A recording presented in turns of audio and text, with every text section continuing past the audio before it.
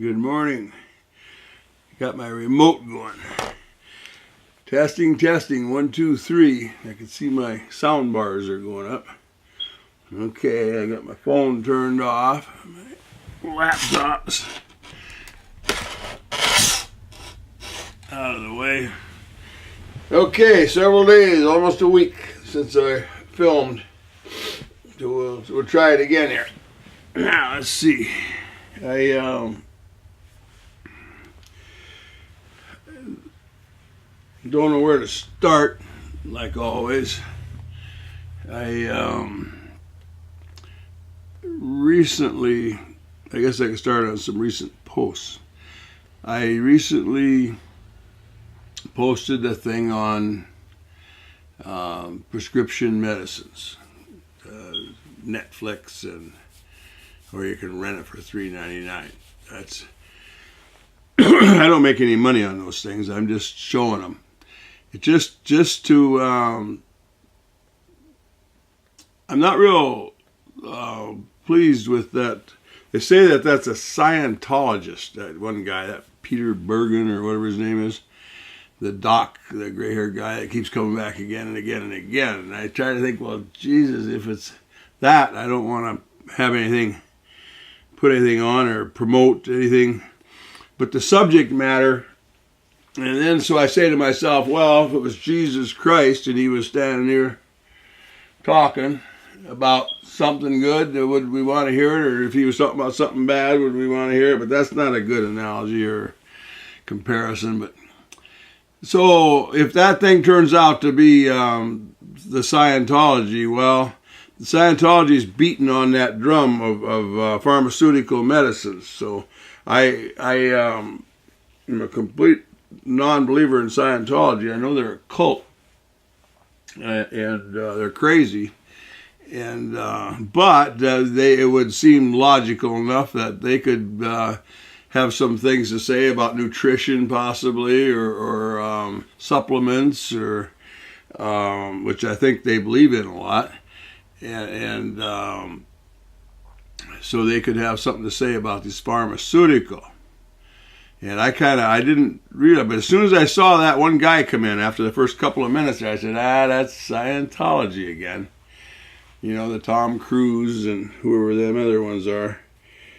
And so do we just discount that and the facts and the figures and the 75 other people they got on there making that thing? I don't know if there's that many, but there's quite a few of them, a dozen or better anyway. Are they all Scientologists? Well, it's Scientologist based. But I believe what they're saying is the truth. I don't care if they're Jehovah's Witnesses or Scientologists or Mormons and of course those other ones, they have more traditional beliefs. Scientology, I don't know how they get qualified as a church. That's one of the travesties out there. And they slip through the cracks and they're still going. And so cults are not a big problem for us. They exist, and I don't know their influence in government and their influences individually. It's a sad thing whenever anybody gets involved in anything like that. But it's desperate people seeking solutions to this insanity. But those are relatively few in numbers. I'm going to say they're very few in numbers. The big cult here that we're all in, that's where the problem lies. You know, the British kingdom's cult that we are all a part of. Right now, Putin and they're just got Obama out there and they're chopping off heads everywhere. That was a horrible thing, blowing that plane out of the sky. That was beyond horrible. And Putin, they said it was one of his drunken supporters and overzealous, and but he armed them with all that stuff, and you can't. The potentials were there. They're trying to get back. I think it was 1996 Georgia and all them border states to the European Union there. And of course they've had radio-free Europe going in there forever and been infiltrating and smuggling in Bibles and this whole democracy thing, which is all questionable when it turns like it has to all this pornography and homosexuality and this whole money machine that this thing has turned into. And is Russia that bad? And is China that bad? You know, we were taught from when I was just little and well before that. Although that was the big thrust was going on, and that's when the mass communications began to take a hold. Before that was the radio, but the communists, Red China, Red Russia. Of course, biblically, they're supposed to be the big giant drug by the nose to the south, and the huge war, and atheists, you know, just supposed to be godless dictatorships, and who oppose the European Union and the United States. And I have always said, well, it's unstoppable probably, but if they were left alone. You know, China, it's interesting, the one child per people, and what that population, what it's done to the population. And infanticide and killing all the girls so that they can have a boy. They said they've, between the abortions and the, you know, killing newborn girls and the whole thing, and prevented pregnancies, I think, in there too, over 400 million. China has prevented, the article I read was that they were equating that with the population of the United States. I think it was a Netflix documentary, have been prevented in the last 30 years. And then they, incidentally, I've been going to bring this up, for those who don't know, and I think possibly a whole lot of people don't know, Netflix, I just subscribed again. As $8.99 I'm paying now. I'm supposed to be getting high definition and up to 2 televisions, but I don't use 2 televisions. But I paid the extra $1 a month for the HD, and I'm not sure if I gain anything with that or not, if I got more strengths coming my way because of that, or with the signal, or presumably. But Netflix is a gold mine of documentaries. I would recommend anybody, you know, you get tired of watching that same old stuff on television all the time, or even watching television all the time, Netflix, and just take them as they come, and just keep watching them, and you know, something you would never dream would have any special interest to you. You'd be amazed at some of the work that's being done out there, and a lot of it is really, really factual stuff, and a lot of it's iffy stuff. This pharmaceutical one here, this latest one, to me, there's no question. The only thing I question about that is the makers and the producers and the promoters, and of course, right away you get this anti-government, anti-establishment, anti-doctor. Well, it's true. The doctors are killing us. And don't know it. They think they're gods, and they just think they're the most wonderful people, and you know, collecting them great big enormous amounts of money, and playing the insurance game and the pharmaceutical game, and they've got people living, you know, way up into their 70s now, and it used to be from people who only could live into their 30s. Which is all hogwash. Incidentally, that's when I was contemplating making this latest one, this one we're doing right now, this age thing. Like, why the hell can't anybody understand this, and why does nobody believe it, and why does nobody pick up on it? And it's just like I got this great, enormous discovery here. The cause of all these cultural breakdowns, the cause of the population explosion, the cause of the war, the cause of mental disease, and and obesity and diabetes and Alzheimer's 3, and it just goes on and on and on and on and on and on. And of course, everybody's starting to pick up. I think in the next, after Katie, this thing of hers goes the rest of the way. They chose to do the very sophisticated introduction where they spend months here, July and August and September, just a couple of months, I guess, doing private special showings, and then certain theaters across the country after the Sundance thing went. And that would be for Katie and the people in the business there, I think Sochi and the other one, the professional way of bringing this forward. I think they should have just threw it out on the table, splash, just boom, boom, boom. Here it is on the televisions and the radios and the internet, and free, everybody. Just click, click, click, and you can watch this movie, Fed Up. Katie Couric narrating. And I think, and then offer the 10-day everybody quit challenge. And I think it would have just taken the country and the world with a storm. Only millions, but millions would be an enormous accomplishment. I think once we get the attention of the public and and I'm talking all of the public, the rich, the poor, and the religious and non-religious, Republicans and Democrats and liberals and conservatives and professionals and non-professionals, and amongst that, that's the thing of getting it on the table. Okay, let's see the validity and the reality in this sugar thing, and as it pertains to our physical health and little touches of the emotional health issue brought in there. And then, but they didn't do it that way on the Fed Up. They did the very sophisticated Sundance showings and the after parties, and then they did the limited theaters and New York and Los Angeles, and half a dozen of those, and then another, with the Midwest and the Central and South, and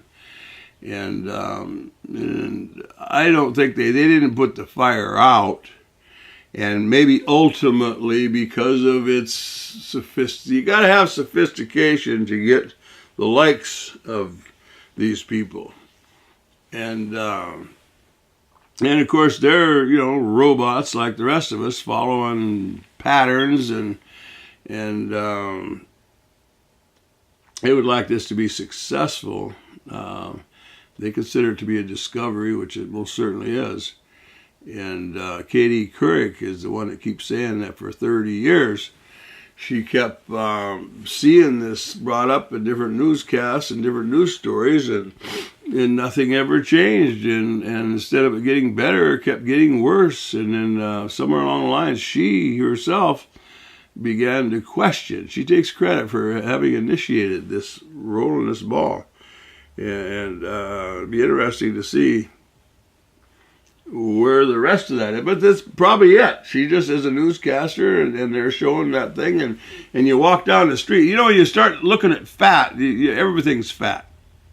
And that's one of the things you got to watch out for. If you buy a 1998 Volvo, you're everywhere you go, you're going to see them 98 Volvos, the one like yours, particularly that same color even sometimes.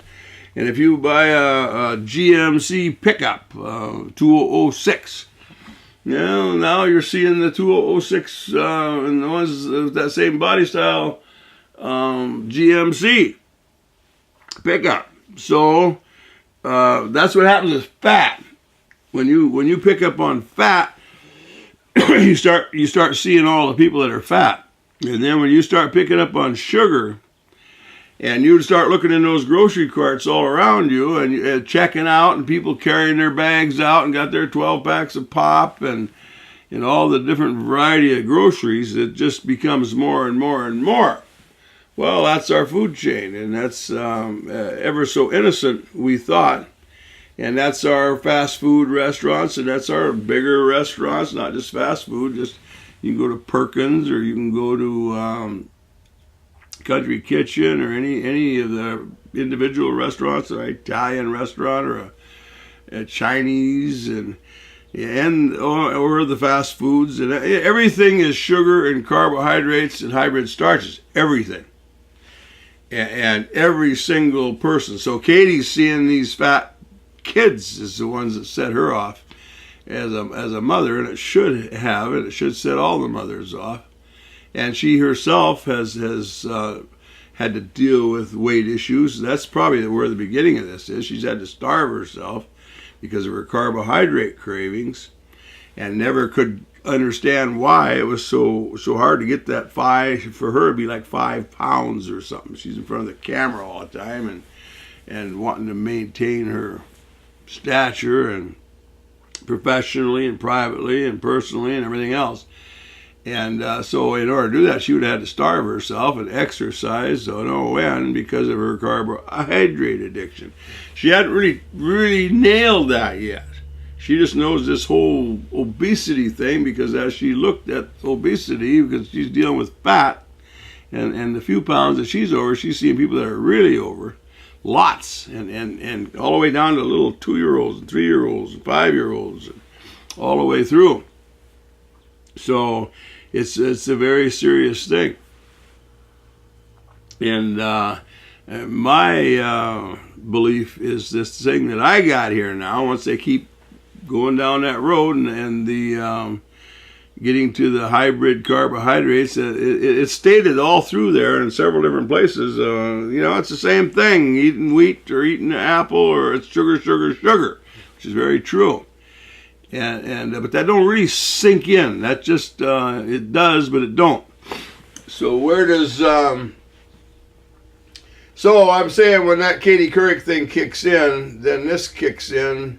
It's a natural progression to the one where I got, where it's a stimulant drug like cocaine and amphetamines and methamphetamines. And then when we get there, we're looking at pills. So when we get there, we're looking at pharmacies and Adderall and Ritalin for these kids, millions and millions of kids, and quite a few adults. And then from there, we get to looking at all that whole array of the psycho, or whatever they call it, medicines. And then that movie that I just posted, the Netflix one there, I can't remember the name of it now, American Addict.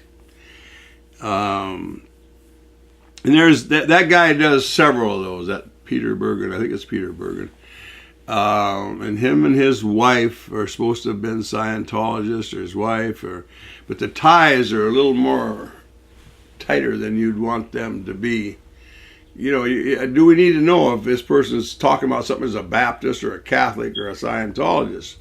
Well, we do if it's a cult that has deep roots and is, but again, so I'm torn on that. But I went ahead and I had it somewhere else on my website, hit some of his other stuff that I actually went back and pulled off, because I said, I don't want anything on here. It's got even a remote connection to Scientology or any other cult, Jim Jones or anything else. So, but the whole thing about the pharmaceutical is very real. And so all you got is me as a layman, and right away, proof. I got to have, they got words for that, but the documentation and the whole thing that they can read the reports and the studies, and then they'll consider whether what is being said. So everybody is in this state of high, in this intellectual thing, and then we're all supporting our democracy, our capitalism, and the great American Christian nation in Europe. And anybody that says anything against these things is just a real negative. So if you're saying something against the pharmaceuticals, that's a real negative. You get kicked around big time for that. It's like if you're saying anything against the businesses. And then they do a big thing on the lobbyists. And just a huge thing on the lobbyists. and it's all real. That's what's happened in our government here, and that's what's happened with democracy and capitalism, and the big guys. And then somebody somewhere in there points out that these corporations, they absolutely have a life of their own, and in certain ways they do. But if you get in there a little deeper, you'll find out who's pulling the puppet strings and who are these massive shareholders in there under what different guise and names and stuff. Then you'll find that it's the life of their own that these corporations are holding is not so only the life of their own. So that whole big mess, this whole thing is a big mess. It's a giant. It drags me down. But that's really not what drags me down. This thing here, actually, if anything, would give me energy and strength. I got personal things in my life that drag me down. And weight-wise, I don't know if you can tell it or not, but I'm down. But I can feel it. I'm down to almost 280 again, close to it, which would be right at 90-pound weight loss from when I was originally 368 and 370. And then I'm going down from there. No carbohydrate cravings whatsoever because I'm not eating hardly any carbohydrates at all. No sugars or carbohydrates, mostly just meat and eggs. And fish and chicken, but raw meat, none of that processed stuff. I don't get to have them. I love bologna, and I love hot dogs and rings of bologna, and I love bacon and sausage, and I love all this processed meats. But I'm not having any of them. I've been fighting this diet for too long. And the one that I can make work and hold on to, if I don't let myself waver, is the one that's just raw meat and cook. I could bake it, I could boil it, I can broil it, I can cook it on a fire, I can do anything I want with it. So like raw hamburger, I will cook, or raw 100% ground pork, I will cook. Put my own seasonings on them. Or steaks and ribs is a popular one. I've been buying Walmart fish, wild-caught flounder and wild-caught cod. Tried chicken, but the chicken I bought wasn't very good. But I'm getting the broths from the chicken. I like that. And the broth from the boiled beef, I like that. And I'll boil pork and bake it. And I haven't been baking much lately, but I like bake too. So I get all the grease that way, which I like a lot. That's how I'm losing my weight. And I'm just eating once a day very comfortably. Rarely do I eat two. Rarely do I eat out. I ate at the Chinese the other day, but I held to my diet very good. I had the Mongolian with just them low carb vegetables and always a little bit of the meats and stuff. You can't hardly eat in a Chinese restaurant. You can't, you just well say. The boiled fish wasn't very good. It used to be a little better. And this particular day it wasn't that good. Because that is an okay one. But everything else. So I did that one of those for lunch. It's cheaper, It cost me half as much for $6. I had $6.02. I can eat that Chinese as much as I want. And it cost me about $12 at home for my meal. And then sometimes I'm too lazy to cook. And the other one I got is our Holiday Inn here is a omelet station buffet. And they have big things of scrambled eggs and big things of bacon and sausage, and then you can get the omelet made to order. And the omelet, I'll usually get wild rice when they have it. Last time they didn't have wild rice, but like green peppers and mushrooms and bacon and tomatoes. See, I'm fudging a little bit with the tomatoes and the wild rice, and then they'll make an omelet out of that. And I'm sure the omelet batter has got milk in it. I don't, so there's a little bit of fudging there. And then I have salsa I put on top of it, and then little things of sour cream to make it a Spanish omelet. So that's off diet. But I do that, I sneak that in, but I'm sneaking it in fewer and fewer and less. And the same way with the Chinese, fewer and fewer and less. And just right, I'm so tired of being fat. I mean, I'm sick of being fat, and my legs and my knees don't hold up to it. If I take, for instance, I'm 280 pounds yet, so I take off 100 more pounds. I'm packing 100 pounds everywhere I go on these legs and knees and stuff. So, and then looks, and I'd like to get another girlfriend and just friends in general, really, and people to help me film this documentary and get a band going, the Bunnell Farm Band and the Mexican Cowgirls, and bring my message forward in a kind of a spirited manner instead of this dull. But that's the stage I'm in right now, and that's what I'm going through. And part of that is I don't have any, it's just me. Nobody even pays a bit of attention to what I've been saying. I run ads in the newspapers here locally in town, and put my websites and phone number, and I get a crank call once in a while, and but no problem there. I got like one, and I comment one, so that hasn't been a problem at all. But I haven't got a positive response. That's what I'm saying, and nobody has got a handle on this that can look and see. Well, I'm going to back up again and say it all over again. When the Katie Couric thing comes and the big splash comes in August or in September, when it's available for everybody everywhere to see, instead of just the few that are able to see it now. I'll give you an example. That one showing was $25 a head, so 4 people, $100. And I don't know, Martha's Vineyard or something like that, some theater. And there's a few of those gone on quite a way. This is part of that sophistication layout, and I think they were hoping to reach the elite intellectual artist community, and that would be the way to roll the ball, and then these people would chime in, and I don't know how much of that they've had. But it has to. I mean, there isn't anything, that can't go any other way. Nothing else can happen because it's the purest of truth, what she's bringing forward. And so again, I will say, and that's going to be a natural progression, whether that takes now it's taken months for that thing to go, and it's going to take some more months for that thing to start to build momentum.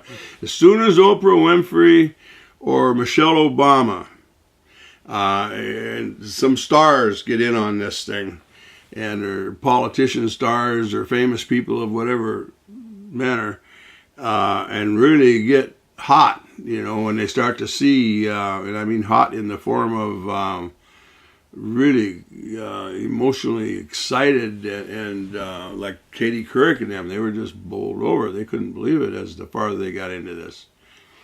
And then I myself was a number of years ago. So once that rolls, and it has to roll, it can't do anything but roll.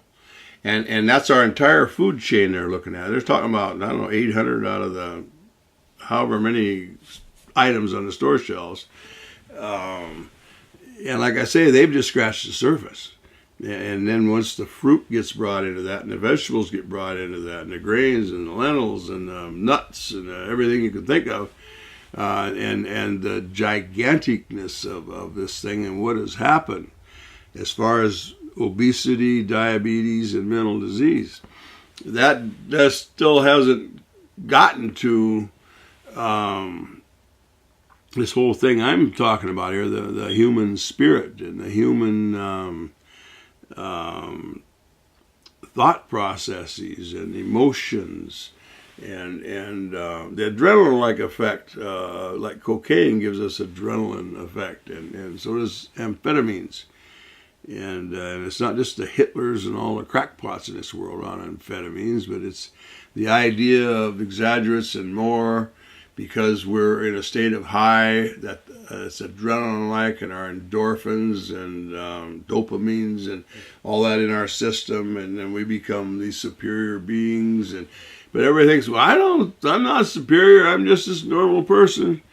Well, we are individually because of our status in life. If any one of us was born and said you were a king, and so we were a king. From the time we were born, now we live in a castle, and everybody has to obey, and everywhere we go, people are bowing to us, and then we would take that on, and we would be that, and think, well, that's how it is. That's how you do it, and that's our lives.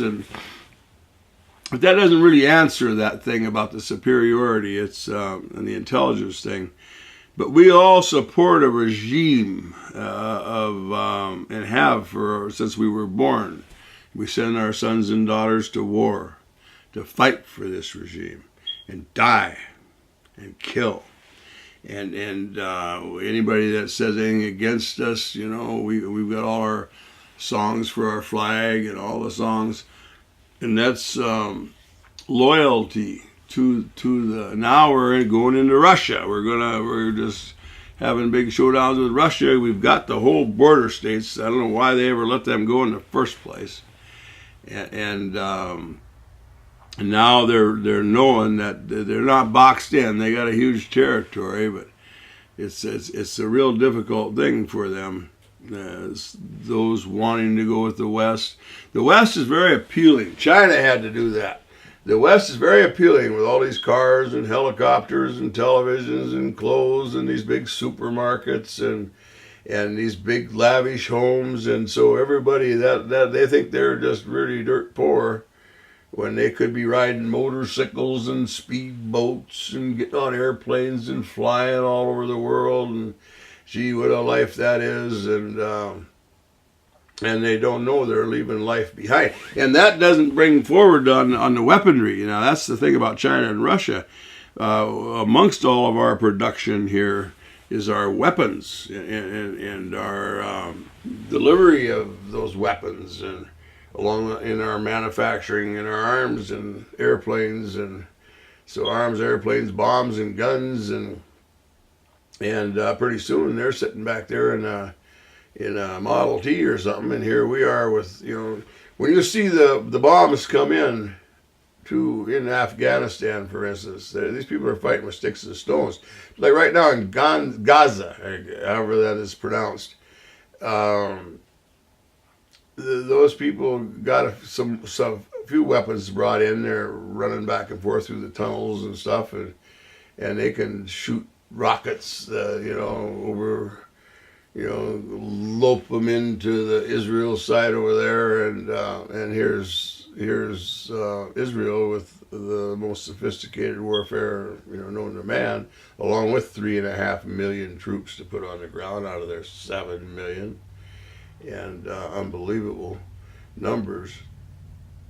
So that would be where Russia and China would end up if they didn't do something. So between Taiwan and Korea and everywhere else, and all of Russia and Hong Kong, they are China, and I just try to rationalize, because they gave up. Although China's been in trouble for a long time with this population, and they've known it for a long time. It's backfiring. We all knew it would. Now we sit here and we fight for abortion control in America, which I don't believe in abortion at all, as horrendous as this population is. And I don't know that I want to believe in birth control. It's just a natural state here, but the natural state means that we're populated beyond the Earth's capability of feeding. They're starving all over the world. All over the world they're starving in huge areas. And we just go on like nothing's happening. When I was a kid, and all through my growing up years, the churches, mostly it was the churches, would put on these shows, all these starving people in all these different nations. And then I remember when Sally Struthers was on there just begging and pleading for the people to give. They made a big joke out of that. I think Saturday Night Live and everybody. Because she was so passionate in her begging to get help for these people. Well, Sally was seeing it for what it really was, but we don't see any of that anymore. I haven't seen any of those kinds of shows. I haven't had television for a while. We'll see glimpses when they go into these different places, and the Ebola. That was one I was looking at the other day. Ebola outbreak, and then you look at the living conditions there. Well, at first glance, that would just be horrendous, dirty, filthy, sickly, unhealthy existence. That's the way it would look, and sometimes that is the case because of the diet, the carbohydrates and sugars, and the disruption of all, the colonies came in and just turned these whole countries upside down. All of them, Africa, Australia, India, everywhere. And so now we see all these. I don't know how it might have been if no foreign powers had come in and turned them upside down and destroyed, their whole existence. And now they're trying to piece it back together. But other than that, people could actually live in these if they can get enough food and what they would consider extreme poverty conditions, and be better off than we are in our wealth, better off than we are in our nice fancy homes and cars and apartments and air conditioned everything, and going to all the fancy restaurants and stop by the supermarket and get all these nice foods for our cupboards and refrigerators and all these good clothes, but we don't have any family, and what we do is just very, very limited, and we don't have any time, with our kids, and we think everything's dirty. These little kids are crawling around and laughing and playing and chasing each other and doing all their stuff, and the parents and the grandparents are all right there. And everybody's figuring out how to get water and food but going with lots less. So what I'm saying is that their existence. Now, if you could go all the way back to when they were doing that in its natural form and on their natural land, and see, it's like the American Indian. They went, the numbers put up are 50,000 years, so I'll just use those. It could be 5 million, but let's say the 50,000 years. So for 50,000 years, they've been building houses. Well, they're like rabbits. They know how to build a house. They're like eagles. They know how to build a house. And they don't just know how to build a house. They know how to build a house really good. These people were not primitive at all. They call them primitive because of their types of existence and their clothes and their weapons but very sophisticated weapons, very sophisticated homes, and like in this region here, I've asked you, where did you go? Because I didn't see teepees working, and that was more of the nomadic groups, and after the horses came even, and but they may have had teepees forever out of the buffalo hides, but that was not the only type of dwellings, and underground. They would dig underground, and maybe a circle, let's say, of 10, 20, 30, 40 feet, whatever it be, a circle. So it's maybe a small one would be a 10-foot circle, or for just a couple, 3 or 4 or 5, 6, 10 people, and down into the earth 6, 7, 8 feet, and then they'd put limbs, tree, if they were in that type of a region where the trees were available, and there's a lot of that, and then they would cover with sod, and they had an opening where you could come in and into the thing there, and then a big fire pit in the middle there, and then blazing inferno. And they understood all. They didn't have to worry about carbon monoxide or any of that. They knew how to do that, how to ventilate, and so you can think, what an awful existence. There was as far as you can get from an awful existence. They had their beds and their robes and from the buffalo skins and deer hides and rabbit and all the different stuff, and they lived wonderful lives. And these were, if you could craft. Now you can't come in. I can come out here and dig a hole, 6-foot hole, or say I'd do a 20, 30-foot one. That should be pretty big, and with 6, 8-foot sides. So I'm down below the frost, and then bring in the tree limbs to the top. All you would look out, you would see a mound. I don't know if it'd be a 6-foot mound, and if it was just with grass growing on it and whatever the terrain right here would be, and you would just notice a little hump there. And this was in the winter, and the fires were going. Maybe the fires were going not this winter, but you would see the smoke come up out of that. Well, I can do that, but I can't come close to the way they could lay everything in there in the ventilation. They've been doing it for 50,000 years. The little children and the teenagers and the makings of and from time to time new ones built in another area and it's just like a peace pipe, they called it after the white man came. But the pipe, that guy, he kept fire in that pipe, and he knew the ventilation, like in this house. He knew that fire will kill you if you don't. The fumes will kill you. Well, that had been passed on from thousands of generations, and they could smell and touch. Now it's supposed to be odorless. Well, it'd be odorless, but they had ways of knowing, and so that was the peace pipe, was the fire, and he also could build fire and keep fire, and if storms came or forest fires came and everything got disrupted or floods, he could keep fire in that pipe, and he had other stuff to get it going again, because fire can be really vital, and it was vital in all these villages all through Americas here, in these underground homes, and in the teepees too, above ground. So I can't build a teepee like that. I can get a teepee, but I couldn't even get in the world of. And then to get in the world of that existence, I can try. The hippies, I've been watching on Netflix. They did one that's called Commune or something like that. And the hippies all trying to get back to Mother Earth and make that thing work. And here they got people from all over the United States and all over different values and different morals and different races and different religions and different everythings, and they're all doing dope. And it's like dope has become their god. But for some reason they've taken on this persona of going against the falsity of the way the world has gone and where it had taken us to.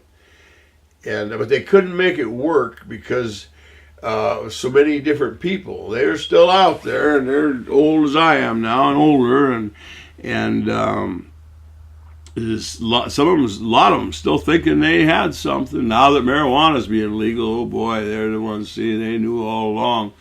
And marijuana is going to be illegal before it all gets done. It should be illegal. It's a terrible, terrible drug. All those drugs are just terrible, terrible drugs.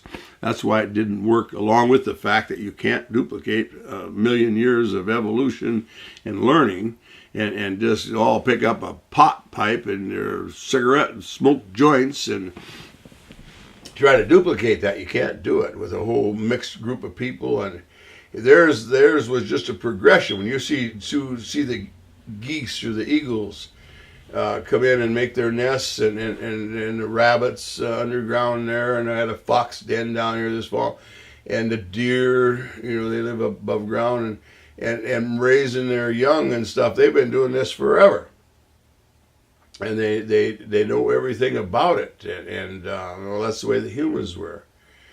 So just about all of that has been lost. So when I'm talking about the poverty and disruption in Africa and Australia and this Ebola outbreak, and we're looking at these camps of people now, that happens to be their own group of people now that's been displaced, but they've lost all of just like the American Indian, just about all everything has been lost, and we Europeans the same way. A lot of people don't know that we Europeans live just like the American Indians or the Africans or the Australians, all through Europe, the whole white race. And we go all the way from Russia, all the way across the European Union and Europe and up into Scandinavia, wherever all the white people. And then we're different shades of white people, different colors of hair and eyes, and the whole entire white race live just exactly like the American Indian. And we would have been, instead of Norwegians and French, we'd have been Apache and Navajo, and depending on what group you were into what region and everything. and we didn't have horses, and we didn't have, skins and fire and drums and a wonderful existence raising our children all across the planet Earth. And everybody, the American Indian and which is kind of where I started this at, we all live to be old. It wasn't this disease-ridden, everybody dies when they're 30, and lucky to get to 30, and that's the story that's been put out by this new sophistication thing, and not so new sophistication thing, and that's the biggest lie of them all. And you'd be amazed how many people believe that. I mean, just everybody believes that.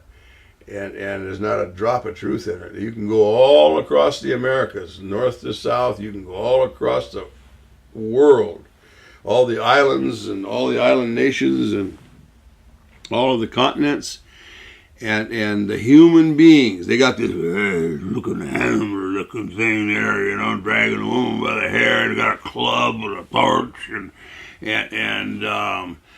dinosaurs all around and that existence that they show it was not that even in the slightest. I didn't paint a very good picture of the sophistication of the American Indian, but the same sophistication that I painted such a poor picture of would have been all through Europe and Africa and the entire planet Earth, every race, every nation, every group of people. Why? They've been doing it forever, and they're not stupid. Humans are not stupid, just like rabbits are not stupid, just like beavers are not stupid.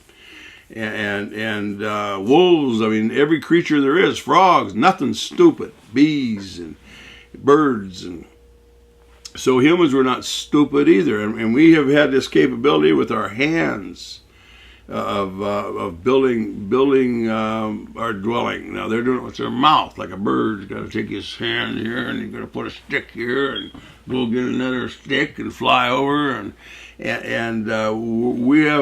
on the ground, and we could do more of, and they not to say there's anything wrong with their nests. They're beautiful, but as humans, we did more and do more, and we became very adept at our food and at our shelter and our weapons and water and very little disease, and you could say none. And there were natural elements, forest fires sometimes, but over the millions of years and tens of thousands of years, we learned where to live and how to sense. When you get that first sense. The buffalo, and they're dropping their calves in the spring, and the cows are dropping their calves in the spring. All of a sudden, the buffalo will stop calving, and no more calves are dropping. But the cows are still dropping calves to be, okay, big storms are coming, but the buffalo know it. But the cows, and the big storms come and just drench all those cows with their brand new, fresh day-born calves, and half of them die, and they're in the mud, and just a horrible. They're still dropping calves. Dropping meaning giving birth, and then but the buffalo haven't given any births for several days, and there's those that are already 3 and 4 days old, and 5 and 10 are much stronger, and so everybody's just weathering out the storm, and then the skies will clear and the storm will pass, and instead of having total devastation like the cows, they just go back to dropping calves again as times, and then everything goes on some more. So we've got that. That's innate, and it's built into the human, just like it's built into all the species. So we had wonderful lives with our families and our children, and our young and our old. We weren't just a bunch of warring, killing, dirty, sickly, but that's the picture we get.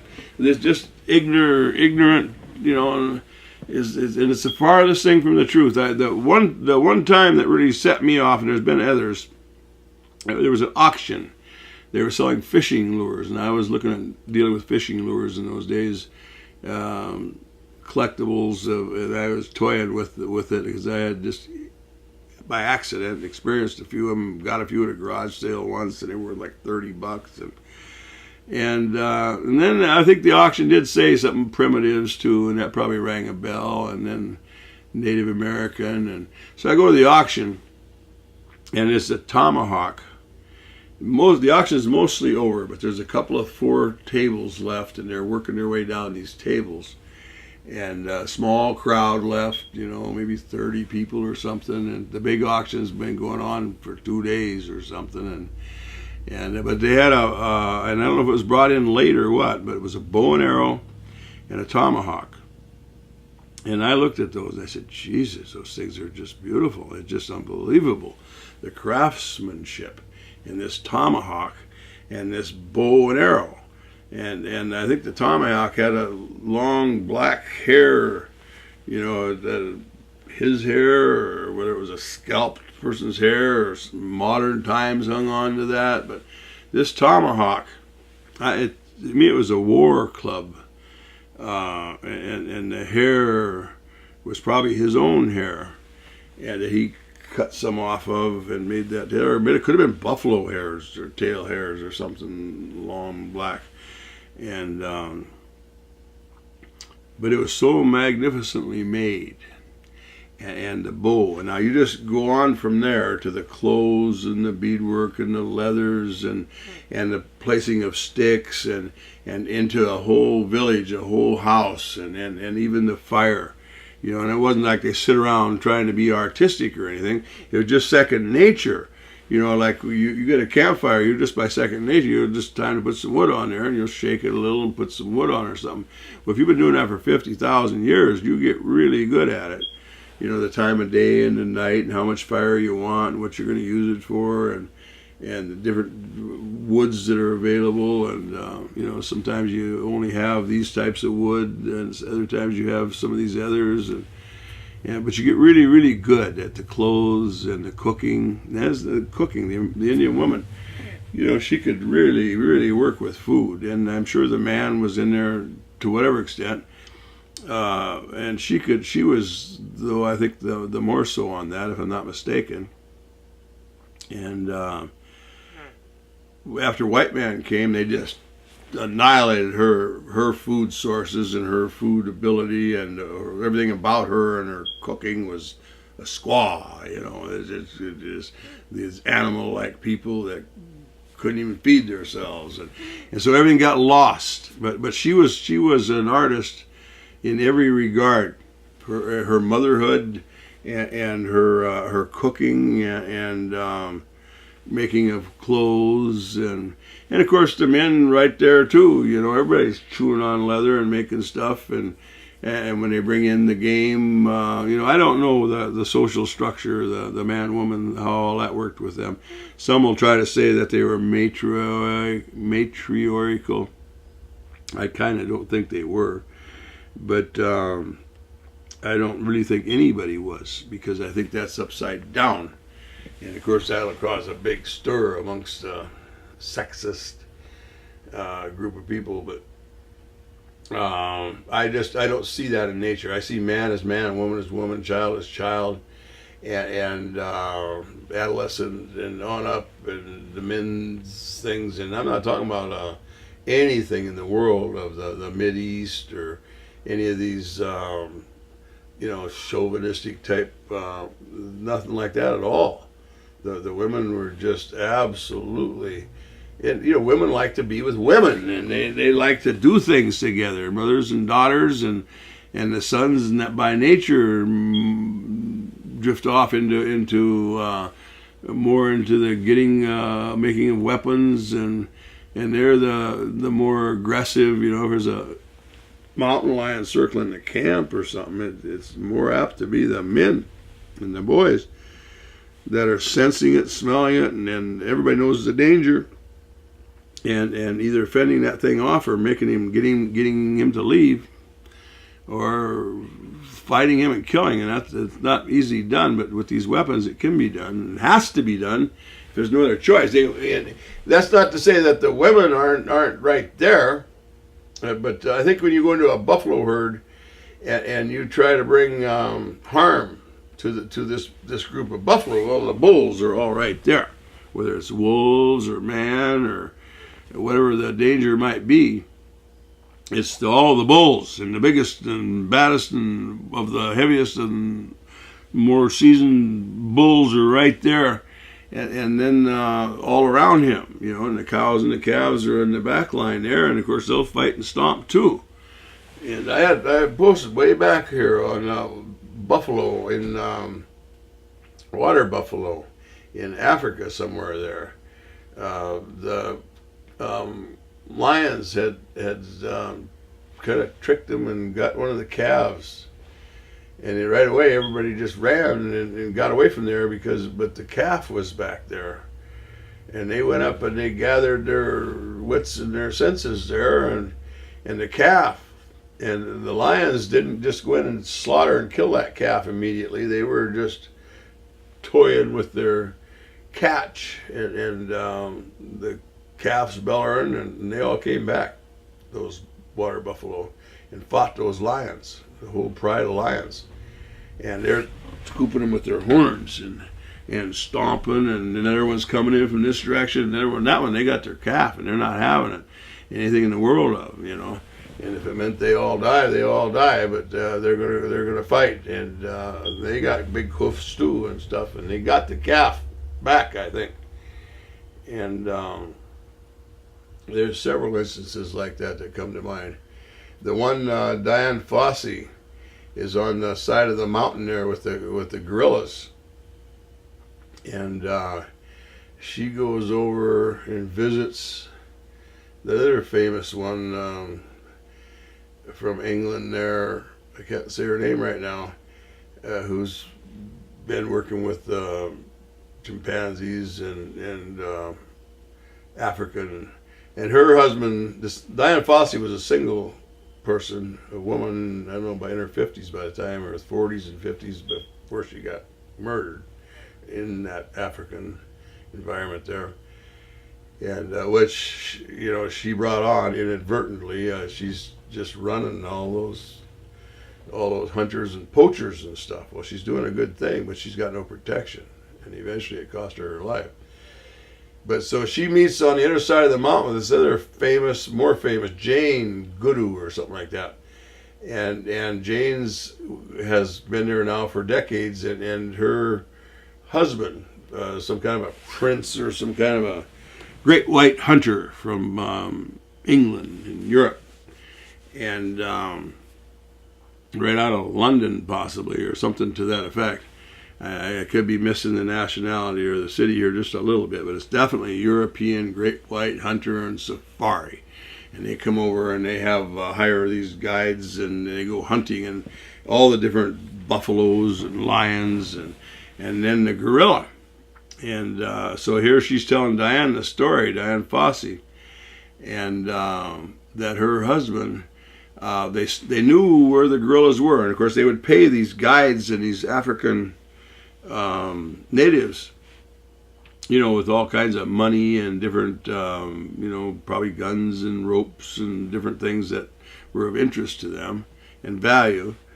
And to them it was a novel thing, and they didn't themselves go around killing gorillas, but if these white hunters, of course they've been dealing with these white hunters for a long time.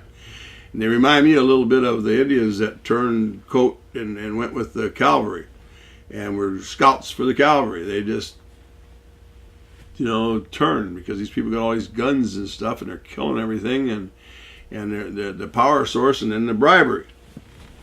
And the bribery includes even some of the foods and alcohols and coffees and, pancakes and, shoes and all the different variety of things. Which, since they couldn't just kill them and get rid of these people, they just keep coming, more and more of them, and they'll shoot and kill you. So that's just like some of the Indians that turned and went with them. So these safari guys, and they go in now and they want a 2-year-old gorilla. And they know this one particular group is because these scouts had they had a knowledge of these different groupings that had been there, since they were little kids themselves, and now they're 30, 40 years old, and they know, and the new ones and the ones with birds, and this one's likely got some babies because most of them do, and how large the groups are. So this African safari, they come in, and in order to get that little one, they can't get them younger than 2 because they'll die, the separation anxiety. So they try to not take babies. Otherwise, they would just take infant, brand new babies. You know, they just kill the mothers and kill the dad and take the baby. But they can't. They never live. They can't get them to Europe. And and these things are worth like $1 million. It's a big trophy if they can take a baby gorilla. So, but 2-year-olds they had been able to keep alive, and the littler and the younger, the more valuable, and the more novel for carnivals and circuses and so.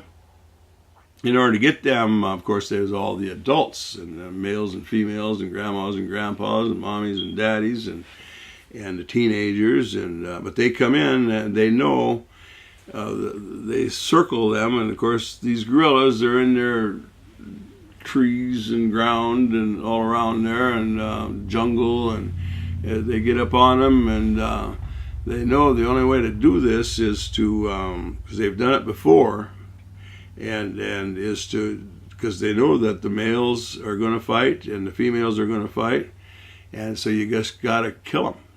So they start shooting the main adults, the mother and the dad, and then everybody, all the gorillas scatter, and then they throw the net or grab the little 2-year-old, because now he's clinging on to his mom and dad, but she's been shot dead, and her brothers and sisters, and now, but now as the baby's screaming, because these humans are coming, taking baby from his dead mother, and this baby's 2, and he's not having it, and he's just in a terror.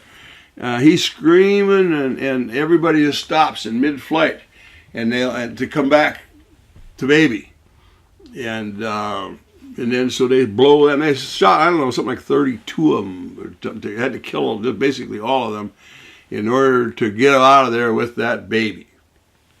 Okay, so that's man's atrocious. And Diane Fossey was just, I guess, appalled, I would imagine. I don't know how she could even listen and hear such a thing. But it was important that she knew that, and important that the world knows that. That's how cold-blooded, and that's how mean we are. And that's how we are with humans, too, and different nationalities and villages, and we considered subhuman and living like animals and enslaving them and everything else. So that's the whole big, long story of all that stuff. So there's lots of stuff in my hopper where I disagree with the modern world. I'm going to cut this off. I can go on. I could go for 11 hours. But I'm going to cut this off. It's probably an hour or better. And put it on the web. I just, amongst all of this is what has happened to man and how far we've left the reality of humanity and a real world and a real existence for this stimulated existence, where the kings come through in their chariots and the trumpets are blowing as they come down the streets, and of course, if that was all it was, but it's not. There's 100,000 soldiers on horseback out there going to just slaughter and kill, and the king's command, and the king is going to command, and he wants more and more and more, and these are all slaves to the king, but they don't know it. They love and honor the king, and they're proud, and that's just what we are today. And it's been bullshit from the beginning, and I'm the only guy that has reached out and touched it and said, this is why. This is how all this crap came to be. It's unbelievable. It's beyond comprehension. That's what it is. It isn't some great stuff, and the kings were never great, and the kingdoms were never great, and the people who run the pyramids were never great, and the Greeks were never great, and the Aztecs were never great. They were what you call great civilizations, if you call slavery and art and human beings building these monuments, and that's somehow an existence. To me, each of those homes that those Native Americans built, and we liked them centuries and thousands of years ago, those are just works of art. And the families and the children and the perfection of raising the young, and the ma bear and the 2 cubs, and catching fish, and the eagle grabbing the fish and feeding the young, and every creature, every single thing that exists, and the humans very, very much included in a part of that. So I'm going to turn it off. I talk too much and talk too long, And I jumped all over the place. That's what this one is, and that's what most of them are. So, okay, adios. Talk to you later. Bye.